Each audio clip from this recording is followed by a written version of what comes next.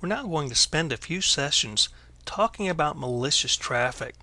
Now, when you examine your packet captures, you're likely going to run into some abnormal traffic. Sometimes this traffic may be just strange because it's coming from a weird source, or maybe there's a problem on the network. It may be that there is a network issue. A network device may be causing issues. It may be chattering.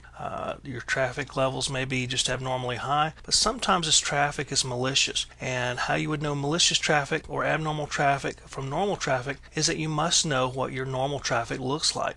And this is why we talk about establishing a traffic baseline at various times of the day on your network, so you can determine what a baseline is. What is normal traffic on your network? Knowing what ports and protocols are normally used, knowing what times of day people are likely to be using the network at peak time, for example, or when there should be some slack time on the network, will help you determine what traffic could be abnormal. And then looking at abnormal traffic, you can determine what's abnormal and what's absolutely malicious. And malicious traffic is different from just abnormal traffic, because abnormal traffic may be due to bandwidth problems or a network device that's not functioning properly. Malicious traffic will be because someone has intentionally altered that traffic to change your network, to do something to your network, to invade a host, invade your network, or to cause denial of service issues on the network.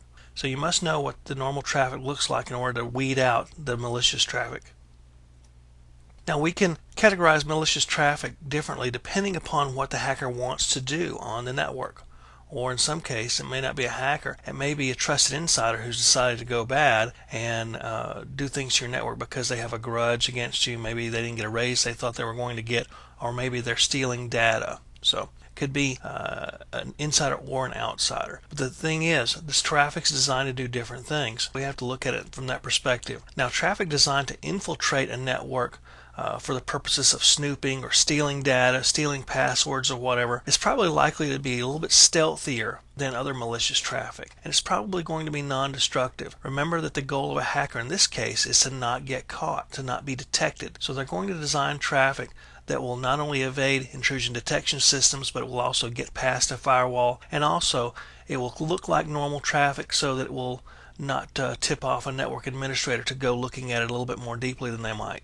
Now, examples that may be traffic designed to just look at the network include scans. Network scans are usually non-destructive, and they can be stealthy. Some scans can be very noisy. Some scans can be almost undetectable. And their purpose is basically to get an idea of the network, to footprint the network, to map the network out so the hacker can look and see what targets they want to go after. Another example might be encrypted traffic, where the hacker puts tools or things that they're going to use in their hack attack in packets and encrypts those so that they can't be detected.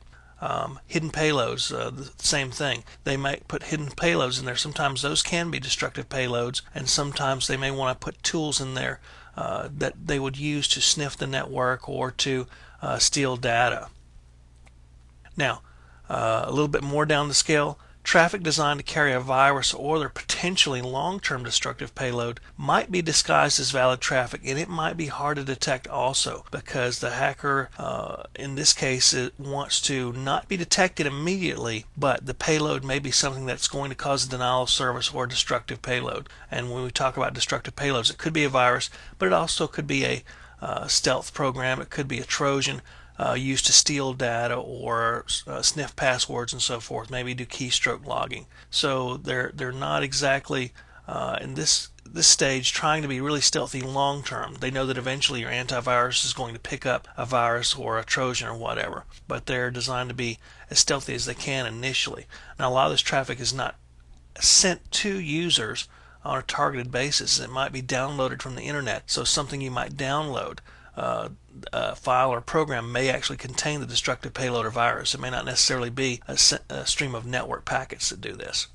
Now, on the extreme end of the scale, we've got traffic intent on causing an immediate destruction or system loss, a loss of performance or degradation of performance, and normally these are considered denial of service attacks. Now, they probably will be a little bit less stealthy. The goal is to attack the box, so it's not going to go undetected too long.